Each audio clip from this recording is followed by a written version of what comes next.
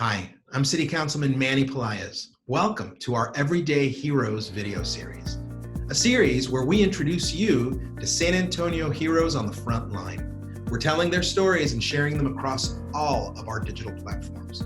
As the pandemic spreads through San Antonio, these heroes do not stop. Today, I'm here and I'm so excited to introduce you to our new friend, Sarah Perales, a registered nurse who's been working in healthcare for about 8 years. She spent the last 2.5 years working in the ER at the Methodist Hospital. One of my favorite places in the world is the Methodist. I always feel so welcome there. And thank you, Sarah, for joining us. Welcome. Thank you. Thank you for having me. Now, I understand that when you're not being a nurse, you go home and you are still taking care of people. You've got 3 little ones at home, right? Yes, 3 crazy little ones. Great, wonderful. Well, when you get home, you watch this video and show them that your mama's famous. Okay.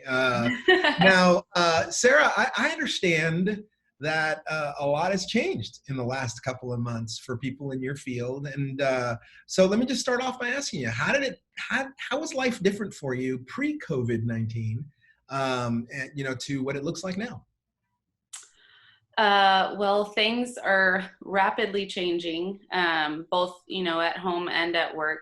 Their policies are changing and everybody's just changing just to accommodate, this is such a fluid situation that we're just having to accommodate everything, and just trying to keep up with everything to just try to keep everybody safe. And it's crazy. At home is busy. Okay. It was busy before, it's busier afterwards. I'm in school and just trying to keep up with that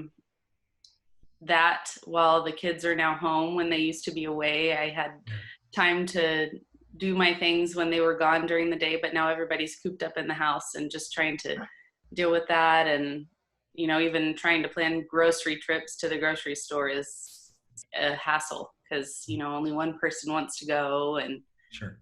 So how old are the little ones? My oldest is 5, and then I have a 3-year-old and a 1-year-old. Wow.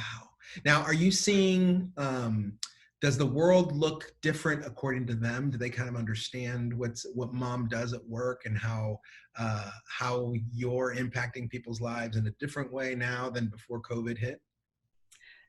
My oldest one knows of the coronavirus. Okay. So he knows that it's a thing. I think it worries him sometimes. He's asked me, he's like, "Mom, did you have patients with the coronavirus? I hope they're okay." But that's the extent to it. Other than that, they're just worried about when SeaWorld's going to open up again. Yeah, that's a really big deal. That's a very big deal. You should know I'm a councilman. I'm also worried about when SeaWorld's going to open up again. Right. So I do want to know, when you went into this field of nursing, you're taught to prepare for the worst, but did you ever anticipate that the worst would be combating, a very contagious disease like COVID? No. I mean, we're trained to handle situations like this. We go over it in training, disasters and natural disasters and things like this, but it never really sinks in until something like this. I mean, I never would have thought something like this was going to happen. This is something that happens in the movies until now. It's not. So it's real life. Are you afraid? It's scary. It's definitely, things are changing daily. And, the statistics that we thought we knew yesterday seem like today they're different because they're testing everybody, more frequently. And so we have different numbers, and just the uncertainty of what is to come, I think, is unsettling.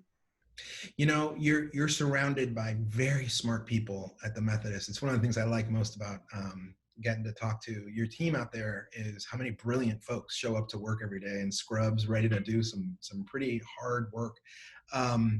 What's the general attitude there among healthcare workers and in your industry in general? I mean, are people scared, and do you think that fear is impacting them to do their job differently or better, or what do you think? I don't think so. And, for me personally, when I'm away from work, I think I have more time to think about it. And that's whenever it scares me more. But, and I think I could probably speak for a lot of, my coworkers that when we're there, we're ready to take on whatever comes through the door, and our mindset's different. And we're just there for, that's what we signed up for. We're there to take care of our patients and help keep them safe.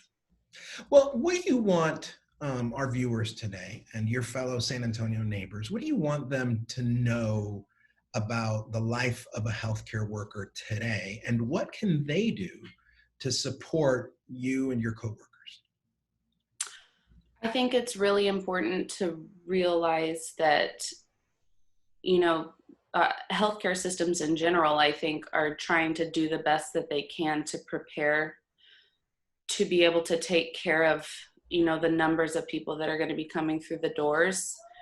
And just in general, to try and keep this thing from reaching its maximum potential, which we all, see that it's very possible.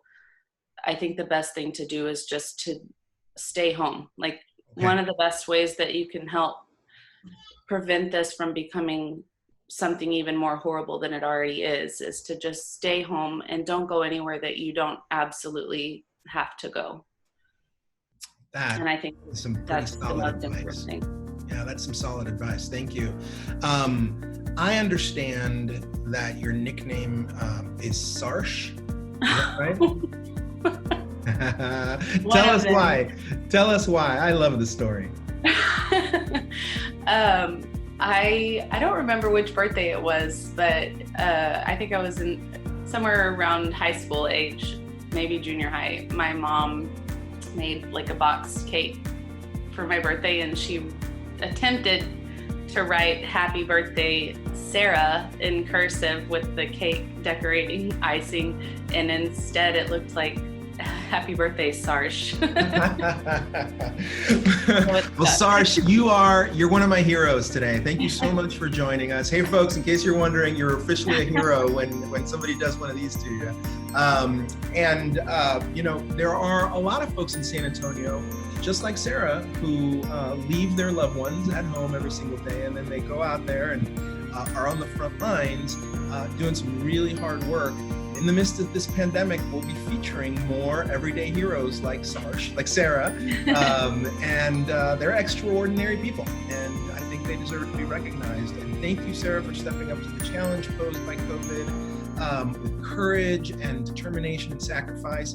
And if you, ladies and gentlemen, know of anybody out there that we should get to know and who should be featured on this little series, let us know in the comments below. We would love to meet them. Thank you, Sarah. Thank you to your family. And thank you to all of the heroes out there who work at Methodist Healthcare. Bye, Sarah. Thank you. Bye.